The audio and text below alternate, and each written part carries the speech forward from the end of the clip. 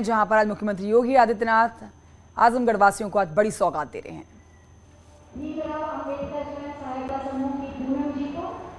तो मुख्यमंत्री योगी आदित्यनाथ और यहां पर आप देखिए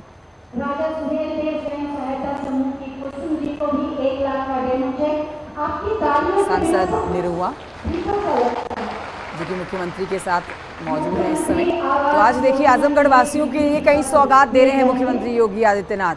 आजमगढ़ वासियों को कई योजनाओं का लोकार्पण और शिलान्यास करके नई सौगातें दी जा रही हैं। आजमगढ़ की तरक्की के लिए, उसकी बढ़ोतरी के लिए और उसके विकास के लिए गोरखपुर के बाद रुख किया गया है आजमगढ़ की तरफ। मुख्यमंत्री योगी आदित्यनाथ इस समय आप तस्वीरों में देख सकते हैं। आपने देखा सुबह किस तरह से फरियादियों की समस्याएं सुनी। आज गोरखपुर दौरे का तीसरा दिन रहा। जब गोरखपुर में मौजूद थे तो सुबह फरियादियों की समस्याएं सुनी और तमाम जो अधिकारी उनके साथ मौजूद थे उनको जल्द से जल्द समस्याओं का समाधान करने के आदेश दिए गए। उसके बाद आपने देखा कि एम्स में मुख्यमंत्री योगी आदित्यनाथ मौजूद थे, जहां पर एम्स ऑडिटोरियम का उद्घाटन किया गया था। और अब इस समय आजमगढ़ से लाइव तस्वीरें आती हुई योगी आदित्यनाथ की विकास योजनाओं की सौगात दे रहे हैं आजमगढ़ वासियों को। आज सुनहरा दिन आजमगढ़ वासियों को ये सौगात देने का। आजमगढ़ वासियों के लिए आज का दिन काफ़ी है।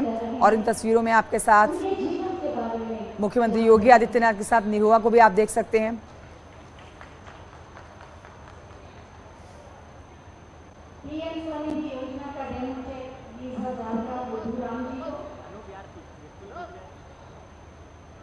मुख्यमंत्री युवा स्वरोजगार योजना के लाभार्थी श्री प्रमोद कुमार यादव जी को 10 लाख का चेक।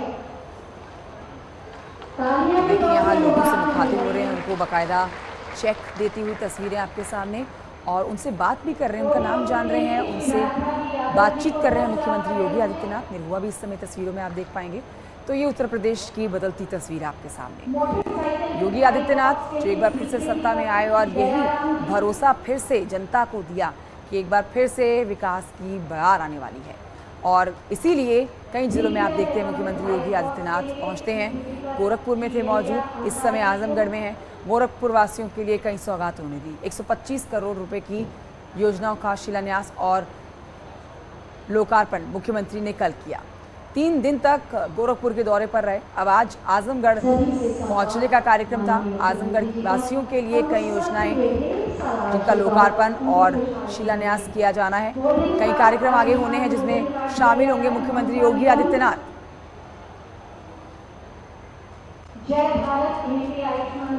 तो ये लोग वो जिनको आवास की चाबी सौंपी जा रही है। जीत के बाद सीएम योगी का ये पहला दौरा आप कह सकते हैं आजमगढ़ का। तो दूसरी बार कुर्सी पर काबिज होने के बाद, सत्ता में काबिज होने के बाद आजमगढ़ का ये पहला दौरा मुख्यमंत्री का। आजमगढ़ वासी आज गदगद, प्रदेश के मुखिया को अपने बीच पाकर। मंच पर इस समय मुख्यमंत्री के साथ निरुआ भी मौजूद हैं।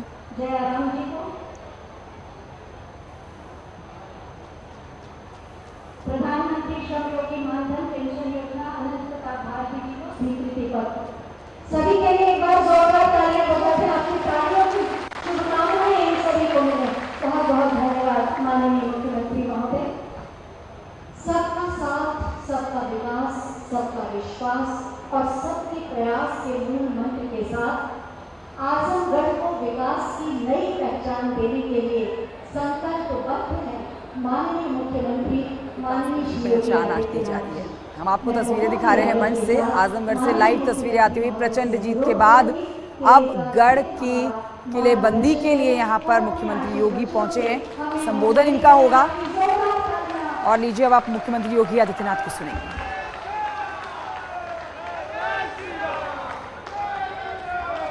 भारत माता की, भारत माता की, भारत माता की, वंदे वंदे वंदे। आजमगढ़ की विकास परियोजनाओं के लोकार्पण और शिलान्यास कार्यक्रम में मंच पर उपस्थित प्रदेश सरकार में मेरे सहयोगी मंत्री चौधरी भूपेंद्र सिंह जी, परिवहन विभाग के मंत्री श्री दयाशंकर सिंह जी, प्रदेश के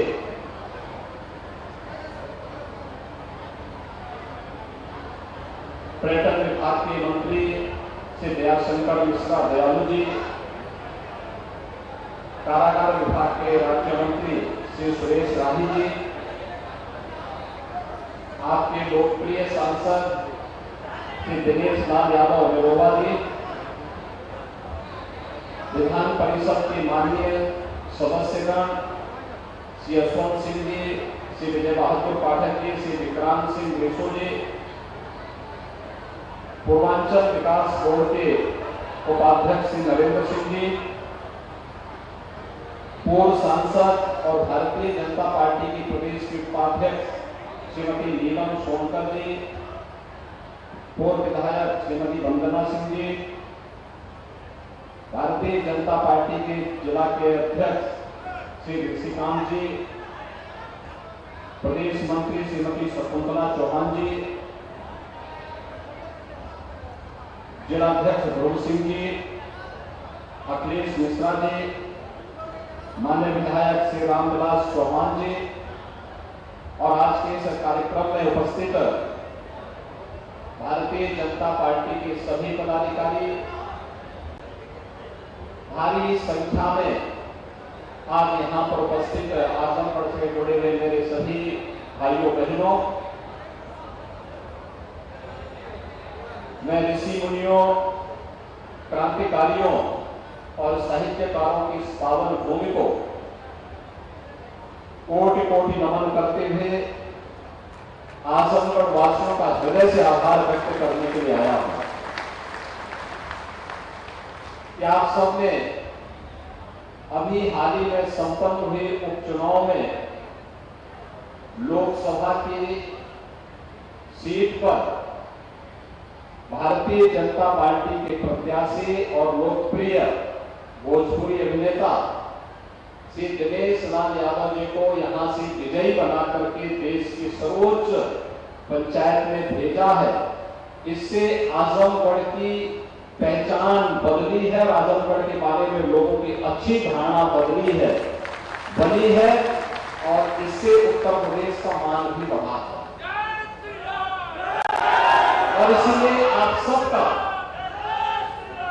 हृदय से अभिनंदन करते हुए मैं धन्यवाद देने के लिए आज आजमगढ़ में आया हूं। और स्वाभाविक रूप से जब हम लोग आए हैं तो जो आपने एक ऋण हम पर वोट के रूप में लगा दिया है, इस ऋण से उऋण होने के लिए विकास की कुछ परियोजनाओं का शिलान्यास भी और कुछ का उद्घाटन भी करने का तो यहाँ कार्यक्रम हो ही रहा है, लेकिन कुछ नए और भी प्रोजेक्ट आजमगढ़ के लिए बनेंगे। इस दृष्टि से आज विशेष रूप से मैं यहाँ पर आया हूँ। आपके लोकप्रिय सांसद भी हैं, हमारे विधान परिषद के 3 माननीय सदस्य भी हैं, प्रभारी मंत्रीगण हैं, 3 प्रभारी मंत्री इस मंडल के लिए, इस महीने के लिए यहाँ पर विकास की योजनाओं को गति देने के लिए आए हैं। और साथ साथ इसी मंडल के ही मंत्री श्री दयाशंकर सिंह जी, जिन्होंने लोकसभा चुनाव के दौरान यहाँ कैंप किया था, वे भी इस अवसर पर उपस्थित हुए हैं। भाइयों बहनों, आज यहाँ पर 50 विकास की परियोजनाओं का लोकार्पण और शिलान्यास हो रहा है, जिसमें 145 करोड़ 10 लाख रुपए से अधिक की राशि खर्च हुई है या हो रही है। और इसके लिए मैं आप सबको हृदय से बधाई देता हूं, आप सबका मैं अभिनंदन भी करता हूं और आप सबके प्रति अपनी शुभकामनाएं भी व्यक्त करता हूं। आजमगढ़ विकास के पथ पर अग्रसर होने वाला एक प्रमुख जनपद है और होना भी चाहिए। जो पोटेंशियल यहां पर थी, जो प्रतिभा यहां पर थी, वह प्रतिभा राजनीति की संकीर्णताओं के कारण देश के राष्ट्रीय क्षितिज पर उन विभाजनकारी ताकतों का शिकार हो गई, जिसने आजमगढ़ जैसे जनपद के नौजवानों के सामने पहचान का संकट खड़ा किया। याद करिए, आज से 5 वर्ष पहले जब आजमगढ़ का नौजवान आजमगढ़ के बाहर कहीं जाता था, उसके सामने अपनी पहचान को छुपाने के लिए मजबूर होना पड़ता था। उसे कारण था क्योंकि अगर वह बोलता था कि मैं आजमगढ़ से आया हूं, तो भाइयों बहनों, आजमगढ़ के नाम पर उसे होटल में रूम नहीं मिलता था, धर्मशाला में कोई ठहरने के लिए अनुमति नहीं देता था, और कोई अपने मोहल्ले में किराए पर भी नहीं रहने देता था। क्या बीती होगी जो नौजवान इस दौरान आजमगढ़ से बाहर रोजी रोजगार के लिए निकला होगा। लेकिन आपने इस धारणा को बदलने के लिए जो प्रधानमंत्री मोदी जी ने एक भारत श्रेष्ठ भारत के अभियान को आगे बढ़ाने का कार्यक्रम किया। उत्तर प्रदेश के अंदर भारतीय जनता पार्टी की जब सरकार 2017 में बनी, तो सरकार बनने के बाद जो अनेक प्रकार के कार्यक्रम हम लोगों ने प्रदेश के लिए तय किए थे। आजमगढ़ के अंदर भले ही हमारा विधायक न बना हो, भले ही हमारे सांसद न जीते हो, हमने लोकसभा चुनाव में भी आजमगढ़ की भी और लालगंज की भी सीट हम लोग हारे थे, लेकिन हमने आजमगढ़ के विकास को अवरुद्ध नहीं होने दिया। पूर्वांचल एक्सप्रेस वे प्रधानमंत्री मोदी जी ने इसी आजमगढ़ में आकर के जुलाई 2018 में उसका शिलान्यास किया था, और आज पूर्वांचल एक्सप्रेस वे ने आजमगढ़ के विकास को एक नई गति दे दी है। अब यहां से लखनऊ जाना हो, भाइयों बहनों, मात्र 2 घंटे में आप लखनऊ पहुंच सकते हैं। आपको दिल्ली जाना हो तो पूर्वांचल एक्सप्रेस वे से लखनऊ, आगरा एक्सप्रेस वे और यमुना एक्सप्रेस वे पकड़ करके मात्र 7 घंटे में आप दिल्ली पहुंच सकते हैं। क्या कोई कल्पना करता था कि ये होगा? आजमगढ़ की जो वर्षों से मांग थी कि आजमगढ़ में एक विश्वविद्यालय स्थापित होना चाहिए, कहने के लिए बहुत सारे लोग आजमगढ़ में आए, लेकिन विश्वविद्यालय भी डबल इंजन की सरकार ने आजमगढ़ को दिया। और भाइयों बहनों, आजमगढ़ में महाराज सुहेलदेव के नाम पर विश्वविद्यालय का निर्माण कार्य भी आज युद्ध स्तर पर चलता है। आजमगढ़ साहित्यकारों की धरती रही है, और जब हम देश के बौद्ध साहित्य के क्षेत्र में, हिंदी साहित्य के क्षेत्र में गहन अध्ययन की बात करते हैं, तो यहाँ के ही बहुत जो सुप्रसिद्ध साहित्यकार थे, राधे राघव की जो रचनाएं हैं, वह हम सबको एक नई दिशा देती है, और हम लोग उनके नाम पर विश्वविद्यालय में एक नई शोध पीठ को भी बढ़ावा देने का कार्य करने जा रहे हैं। इसलिए मैं आज इसकी सबसे पहले यहां घोषणा करने जा रहा हूं। उनके नाम पर ये बनेगा। यहां के नौजवानों को इस क्षेत्र में कार्य करने का एक अवसर प्राप्त होगा। बौद्ध साहित्य के बारे में, तिब्बती साहित्य के बारे में उनका जो अध्ययन है, उसको जानने का अवसर प्राप्त होगा, और आजमगढ़ अपनी एक नई छवि के साथ आगे बढ़ता हुआ दिखाई देगा। अभी आपने देखा होगा, मंच पर हम लोगों ने तमाम लाभार्थियों को सम्मानित किया। किसी को प्रधानमंत्री आवास योजना मिला है, किसी को मुख्यमंत्री आवास मिला है, किसी को आयुष्मान भारत का कार्ड मिला है, किसी को राशन कार्ड में पोते का राशन कार्ड मिला है,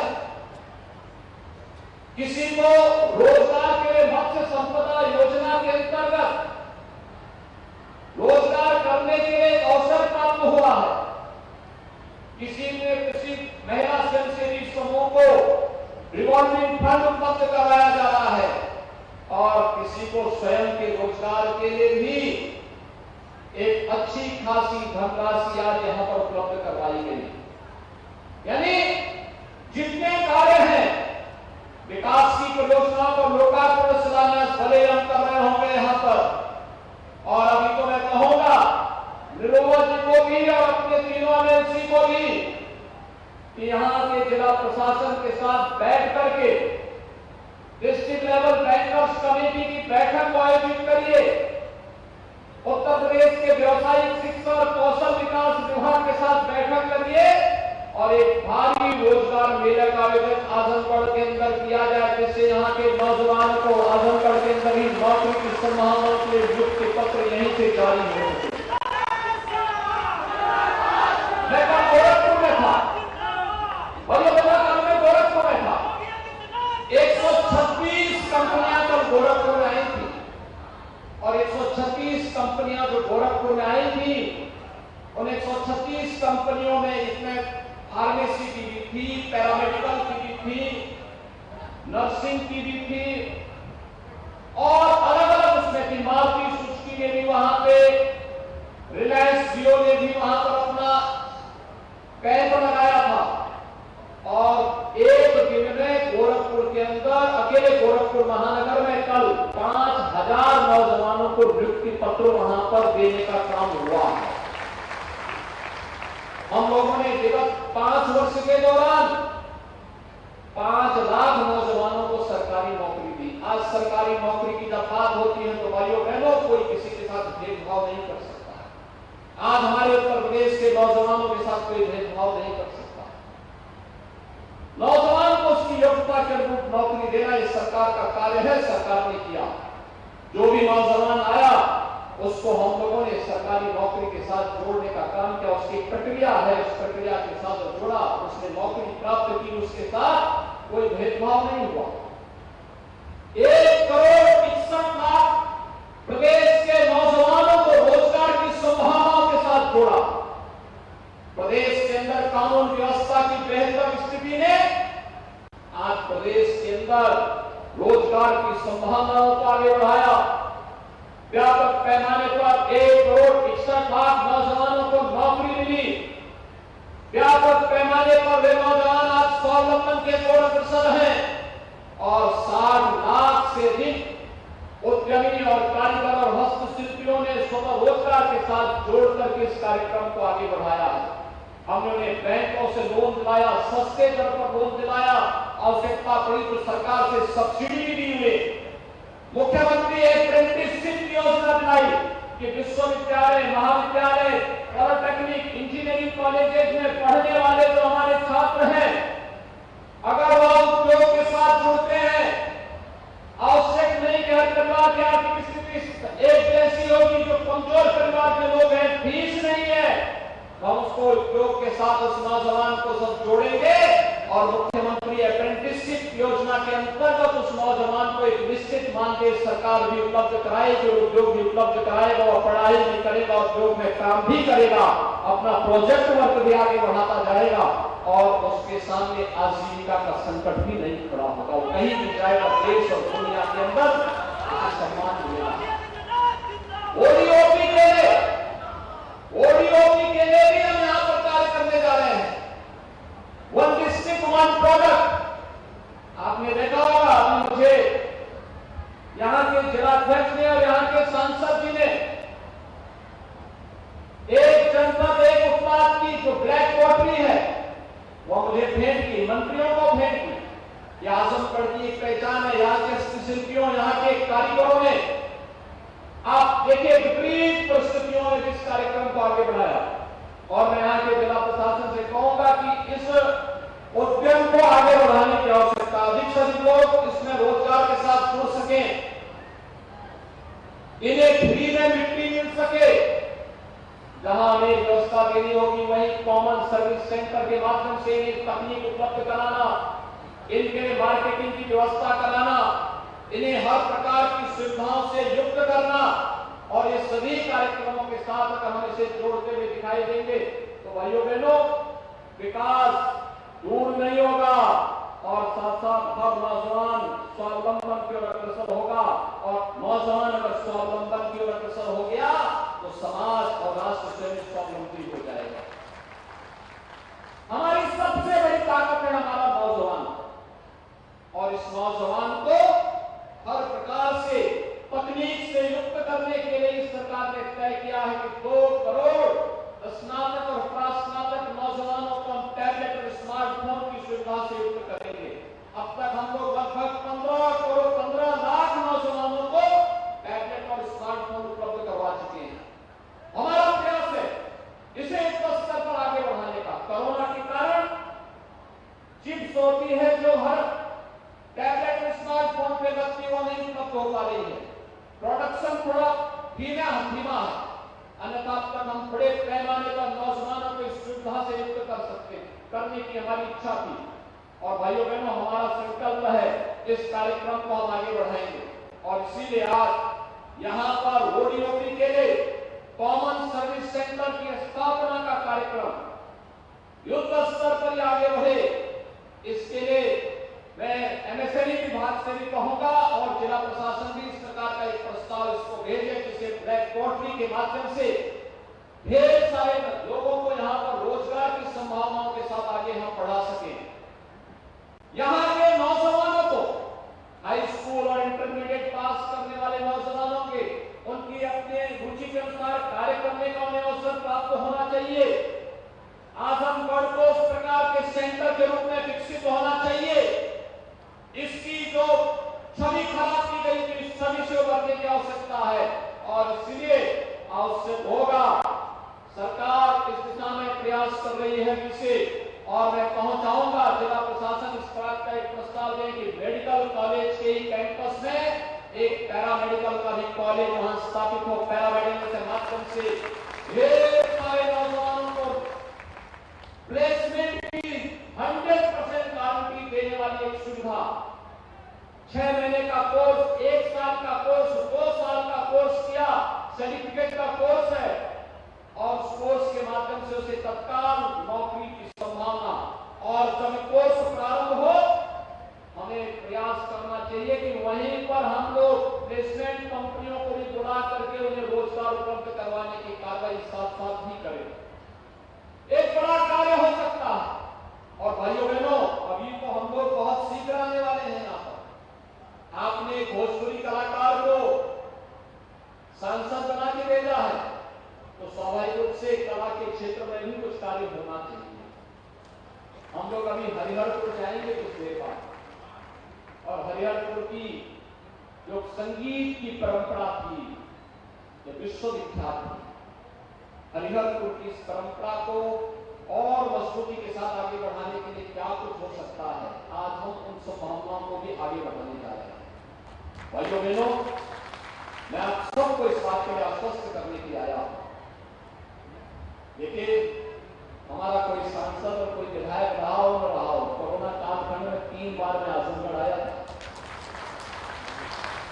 आज फिर आजमगढ़ में आया हूं और मैं फिर आपसे कहने के लिए आया हूं। मैं जब मुख्यमंत्री नहीं था तब भी मैं आता था, एक सांसद गोरखपुर का था, लेकिन आजमगढ़ में मैं वैसे धड़ल्ले के साथ आता था। और आज फिर मैं आपके पास आया हूं आपसे कहने के लिए कि आज पूर्वांचल एक्सप्रेस वे यहाँ के विकास की एक बैकबोन बनने जा रही है। गोरखपुर लिंक एक्सप्रेस वे काफी लगभग 18 से 20 किलोमीटर का दायरा वो आजमगढ़ जनपद में तय करते हैं। पूर्वांचल एक्सप्रेस वे लगभग 83 किलोमीटर आजमगढ़ जनपद में तय करते हैं। यानी ये सभी चीजें इस बात को बताती हैं कि विकास इन परियोजनाओं को आगे बढ़ाने से ही हम सबके जीवन में परिवर्तन आएगा। और आज हम लोग जब समीक्षा बैठक करेंगे तो विश्वविद्यालय की प्रगति को भी तेजी के साथ आगे बढ़ाने के लिए क्या कुछ हो सकता है, उसके लिए हम पहले ही 108 करोड़ रुपए की व्यवस्था कर चुके हैं, जिससे तेजी के साथ विश्वविद्यालय के कार्य में किसी भी प्रकार की बाधा न आने पाए और एक भव्य विश्वविद्यालय आजमगढ़ को उनकी भावनाओं के रूप प्राप्त हो सके।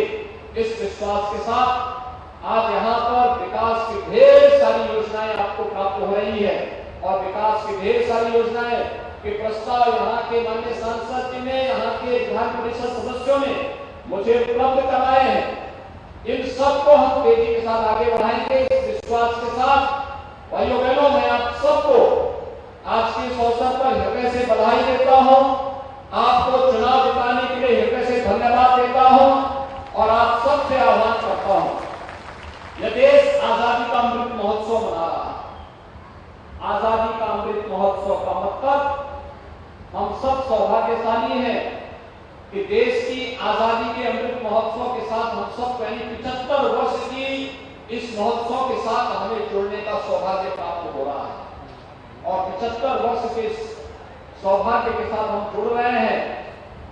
एक प्रधानमंत्री मोदी जी ने देश के लिए कुछ संकल्प दिया।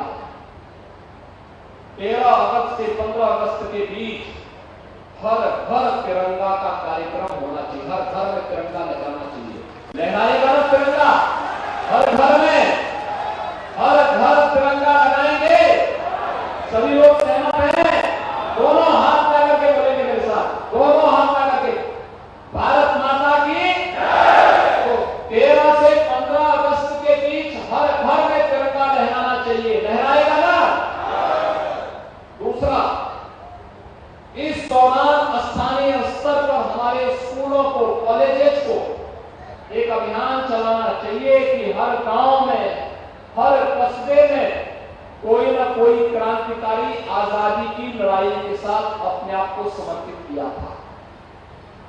यहाँ पर अज्ञात उन सभी क्रांतिकारियों के नाम को फिर से हम इतिहास के पटल पर अमृत साहब के रूप में आगे बढ़ाएं। स्कूल कॉलेजेस को इस सोच के साथ जोड़ना चाहिए और उसका एक संकलन अपने विद्यालय स्तर पर, फिर जनपद स्तर पर करवाना चाहिए। एक बड़ा कार्य होगा।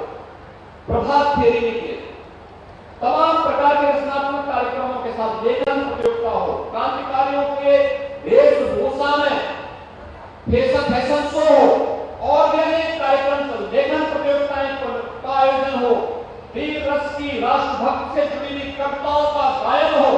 ये तमाम कार्यक्रम तो हमें करने ही चाहिए, लेकिन साथ साथ जब ये देश आजादी का शताब्दी महोत्सव मना रहा होगा, भाइयों बहनों, जब ये देश आजादी के 100 वर्ष पूरा कर रहा होगा, उस समय हमें कैसा भारत चाहिए?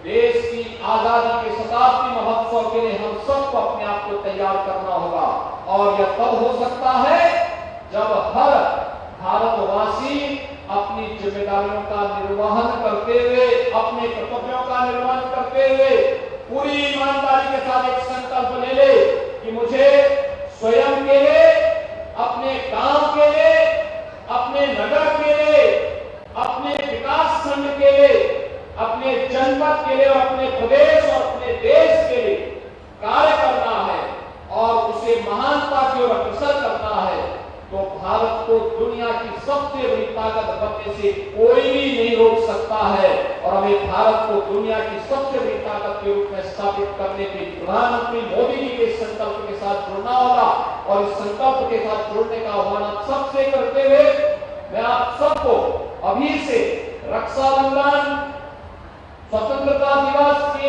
अमृत महोत्सव कार्यक्रम की और फिर इसके बाद जन्माष्टमी का भी आयोजन आ रहा है।